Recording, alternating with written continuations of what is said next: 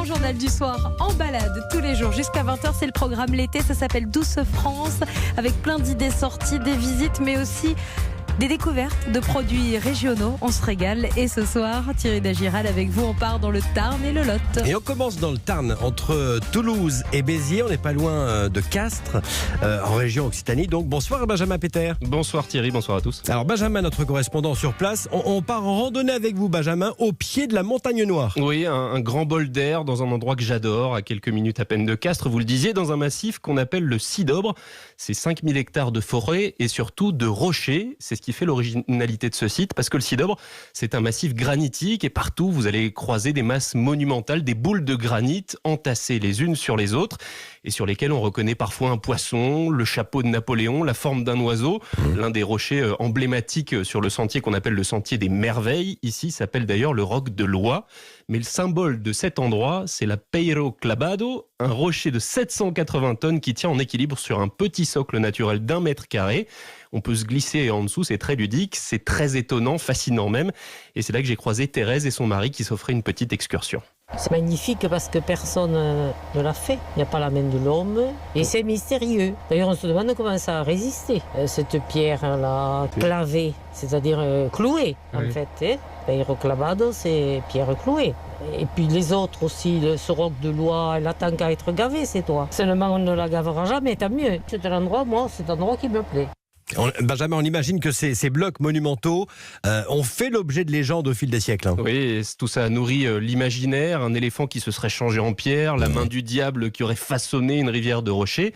Au sommet de la Peiro Clavado, vous allez trouver par exemple plein de petits cailloux, parce qu'on raconte que toute pierre jetée là-haut, et surtout qui y reste, garantit aux lanceurs un mariage dans l'année, des histoires qui se racontent et qui font rêver les enfants quand vous vous promenez avec eux. Alors, on va être nombreux bien sûr à rester en France cet été, d'où bien sûr Cohu.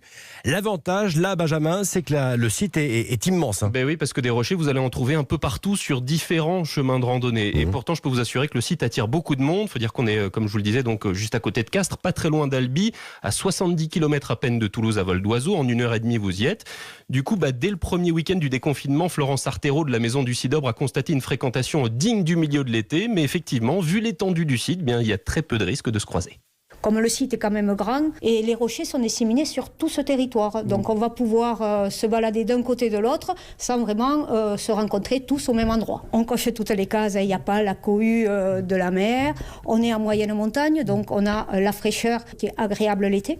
Et ça grimpe pas, en plus c'est facile d'accès et on peut faire tout ça en famille. Voilà, alors vous pouvez aller les voir directement à la Maison du Cidobre, mais ce que je vous conseille, c'est d'aller sur leur site. Vous pouvez télécharger toutes les randonnées directement sur votre téléphone pour savoir un peu où aller. Et puis le Cidobre, c'est aussi un massif qui est en partie exploité pour son granit. C'est d'ailleurs le plus grand producteur de granit de France, il faut le savoir, avec de nombreuses carrières en activité, des ateliers de transformation dont beaucoup se visitent. C'est l'autre option pour les jours où il fait pas beau, mais compte tenu du temps qu'on a en ce moment, la balade en forêt ombragée, ça me paraît la bonne sortie. Merci beaucoup Benjamin Péter, notre correspondant européen en Occitanie bien sûr. Anissa, on va prendre la voiture, on quitte le Tarn et on remonte vers le Lot. Il y a les 200 km, mais ça vaut le coup avec les enfants. On va à 15 km de Rocamadour. On va s'arrêter à Padirac à présent. Le gouffre de Padirac qui a rouvert fin juin. Bonsoir Laetitia de Mélibus Gravier. Bonsoir Thierry. Vous êtes la présidente du gouffre de Padirac, premier gouffre en France, l'un des plus fascinants à explorer en Europe. Hein. Oui, le plus visité en France, à la fois un gouffre, une rivière souterraine, une grotte, tout ça en même temps. Alors je suis venu moi quand j'étais gamin, c'est assez fascinant. Racontez-nous, on descend dans ce gouffre, c'est assez effrayant. Alors, on descend dans ce gouffre dont là aussi une légende dit que le diable se serait enfui. Donc il y a beaucoup de légendes de diable associées au rocher visiblement. Et donc on descend au fond de ce gouffre par le biais d'un ascenseur ou par les escaliers et on s'enfonce dans 75 mètres dans les profondeurs de la terre. Et Édouard Alfred Martel, le découvreur, disait au fond du puits, on se croirait au fond d'un télescope avec pour horizon un morceau de ciel bleu. C'est vraiment ça, on voit un rond circulaire qui est comme ça, ouvert sur la Terre avec, quand on est tout en bas, ce ciel bleu qui s'ouvre. Il faut le dire, il faut prévoir une laine quand on descend parce qu'il fait très froid. Il fait 13 degrés, température constante. Et là, il y a une balade, on monte sur un bateau, il y a une balade.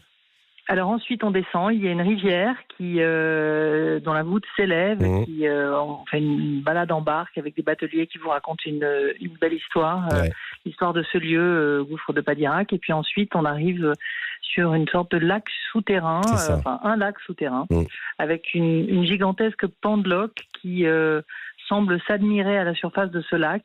C'est un émerveillement d'arriver dans cette salle, qui est une des salles emblématiques du gouffre de Padirac. Cette pendeloque, elle fait 15 mètres de hauteur, elle est épaisse de 4 mètres, elle est effilée en pointe jusqu'au niveau de l'eau.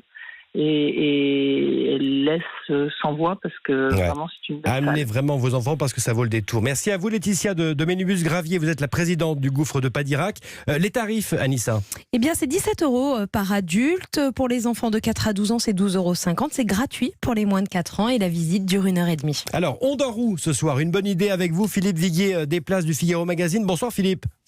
Bonsoir Thierry, mon Lot, puisque c'est le département où j'habite, donc pour la peine, je vais vous donner 2 adresses dans l'environnement de Rocamadour.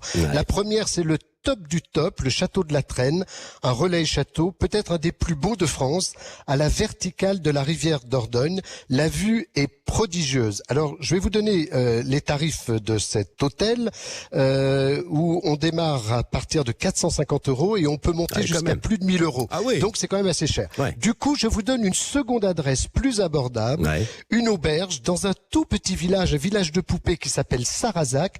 L'auberge s'appelle La Bonne Famille, 4 générations, une dizaine de chambres, une piscine, un tennis, et là, on est à partir de 70 € à La Bonne Famille.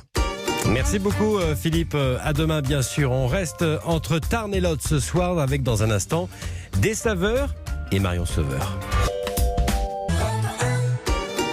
Douce France dans votre grand journal du soir avec Thierry Dagiral. Nous sommes dans le Lot en Occitanie et on passe à table, le temps de déguster une spécialité du terroir français. Voilà, et on rend tout l'été sur Europe 1 hommage à nos producteurs régionaux, à nos restaurateurs, c'est important. Bonsoir Marion Sauveur. Bonsoir. Vous nous faites découvrir un produit du terroir français et ce soir c'est une plante herbacée. Et oui, c'est l'ail rose de Lautrec, un ail sec aux gousses roses qui ne pousse que dans le Tarn. Europe1.fr, je montre cette gousse d'ail. Voilà, il porte 2 labels, l'indication géographique protégée et le label rouge. Et les producteurs viennent juste de ramasser les têtes et ils les font actuellement sécher. Et fin juillet, vous trouverez donc cet ail rose de Lautrec un petit peu partout sur les étals. Parfait. Alors, vous nous amenez auprès des cultivateurs de cette ail? Et oui, je vous emmène chez celui qui a réalisé cette manouille que vous avez à côté de vous et cultivé cette ail rose. Voilà, une manouille, c'est ça. La gousse, c'est elle n'est pas tressée en fait, donc c'est un petit peu particulier. C'est une manouille. Et donc, on repart du Lot et on va dans le Tarn, direction Lautrec. On a un petit peu de route. Alors, je vous propose de faire un petit arrêt à l'atelier du glacier à Rocamadour. Moi, je suis gourmande. Alors, on s'arrête. On va manger une petite glace, une glace de Rocamadour, justement. Ce fromage. Oui, une glace au fromage pour les plus aventureux. Avant de reprendre la route départementale 820 avec un petit arrêt dans la capitale du Lot, Cahors.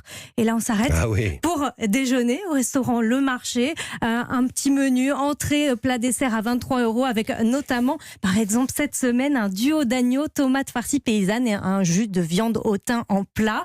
Et puis, on reprend la route jusqu'à Caussade, départementale 964 et on bifurque à Groyet sur la départementale 83 jusqu'à Lautrec, l'un des plus beaux villages de France, chez Gaël Bardou. Gaël Bardou qui est avec nous ce soir sur Europe 1. Bonsoir Gaël Bardou. Oui, bonsoir à tous. Vous êtes producteur d'ail rose de Lautrec, 4e génération de producteurs, c'est ça? C'est ça, c'est bien ça. C'est un ail qui est arrivé à Lautrec au Moyen-Âge. Oui, au Moyen-Âge. La légende dit effectivement qu'un marchand ambulant se sera arrêté pour faire ripaille dans une auberge. Et qu'au moment de régler son repas, il n'avait pas d'argent sur lui. Il avait proposé à l'aubergiste de l'époque, donc en guise de paiement, quelques têtes d'ail. L'aubergiste, intrigué par ce mets inconnu, du coup, l'a testé et a été ébahi, réjoui de voir le résultat que ça pouvait donner dans les plats. Il a eu l'idée de le replanter dans son jardin et l'année d'après de proposer aux paysans des alentours de le replanter en plein champ jusqu'à aujourd'hui et l'ampleur que ça a maintenant. Et à l'origine, là, il vient d'Asie centrale, il ne vient pas donc de France. Et à Lautrec, la culture est restée longtemps très locale et elle s'est développée depuis 70 ans. Pourquoi il est rose ? Les roses, c'est principalement dû à la variété. La variété et également le terroir. D'accord. Et il a une autre particularité, il a un goût beaucoup moins fort que l'ail que l'on connaît tous. Alors par rapport à un ail conventionnel, c'est un ail qui est très doux au palais, qui est subtil, qui est sucré et qui est, on va dire, assez abordable par tous. On peut le conserver longtemps ? Oui, on dit qu'on peut le conserver d'une récolte à l'autre dans de bonnes conditions, bien sûr, dans un endroit assez aéré. Et à l'abri de la lumière, c'est bien aussi, mais dans un garage, c'est idéal. Pour ceux qui n'en ont pas, veillez à surtout pas le mettre à côté d'une table de cuisson. D'accord. Une plaque de cuisson, parce qu'évidemment, avec les différentes températures d'humidité, c'est là qu'il conservera le moins bien. Dites-moi, Gaël Bardou, vous aimez le cuisiner comment, cet ail ? On a plaisir à le cuisiner. Lorsqu'on le fait goûter, bien souvent, aux néophytes, c'est en chemise, c'est-à-dire dans l'enveloppe de son caillou, on va le faire confire au milieu d'un pli de saucisse de Toulouse, par exemple, qui va rendre son jus. Et là, c'est juste délicieux derrière. Un ail confit, c'est délicieux. On peut le consommer également l'été. On réserve un coin de plancha lorsqu'on fait une grillade. Et on peut le couper en pétales, en fines lamelles, qu'on va faire revenir dans un petit peu d'huile d'olive. Ça va légèrement se caraméliser. Pas trop le faire cuire, sinon là, justement, c'est pas agréable. Mais légèrement caramélisé, là, il va ressortir tout le sucre de l'ail. Parfait. Et là, c'est un régal. Les enfants se déchaînent pour le consommer. Merci beaucoup, Gaël Bardou. Merci à vous. Marion. On reprend la route, direction Albi, à 5 minutes à pied de la cathédrale, en pierre rose. On retrouve Sandrine Caramelli, la chef qui propose une cuisine du terroir inventive avec des produits locaux. Son restaurant, c'est le Lautrec. Bonsoir Sandrine Caramelli. Oui, bonsoir Thierry. Bonsoir Marion. Rose de Lautrec, vous l'utilisez vous à toutes les sauces, c'est bien ça ? C'est ça, voilà, tout à fait, de l'entrée au dessert et voilà, donc notamment là, bientôt je vais utiliser l'ail frais, parce que les récoltes sont quasi terminées, le temps d'attendre un peu de séchage et je vais donc le préparer dans des entrées comme le flan, par exemple, le flan à l'ail. C'est ça, vous faites un flan d'ail ? Tout à fait. C'est dingue, racontez-moi. C'est très simple. Rapidement, comment on fait ? Vous prenez une tête d'ail, tout simplement, vous l'épluchez. On voit la photo sur europe1.fr, Et donc vous l'épluchez, puis vous mettez l'ail à blanchir, à bouillir avec de la crème et du lait, tout simplement. Une fois que l'ail est cuit, vous plantez un peu le couteau pour voir, et vous mixez le tout. En attendant, vous battez les œufs et on y verse le mélange, donc lait, crème, ail. Et vos clients n'ont pas peur quand ils voient ça sur la carte ? L'ail rose de Lautrec, comme l'a dit Gaël, est très doux et très sucré. Donc on a un goût subtil, donc pas très fort. On a juste le parfum sucré de l'ail, donc il n'y a pas de souci.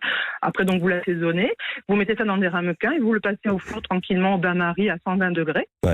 Voilà. Parfait. Après, vous le sortez et à côté, vous pouvez le servir si vous voulez avec une émulsion à l'huile d'olive et au persil. Voilà, c'est une entrée très rapide à faire et très légère. Bravo à vous. Merci beaucoup Sandrine Caramelli. On déguste votre cuisine au restaurant Le Lautrec à Albi. Bel été à vous. Merci beaucoup Marion Sauveur. Merci. On vous retrouve bien sûr demain aux côtés de Pierre de Villeneuve à 6h56 et 8h42. Il y aura quoi au menu ?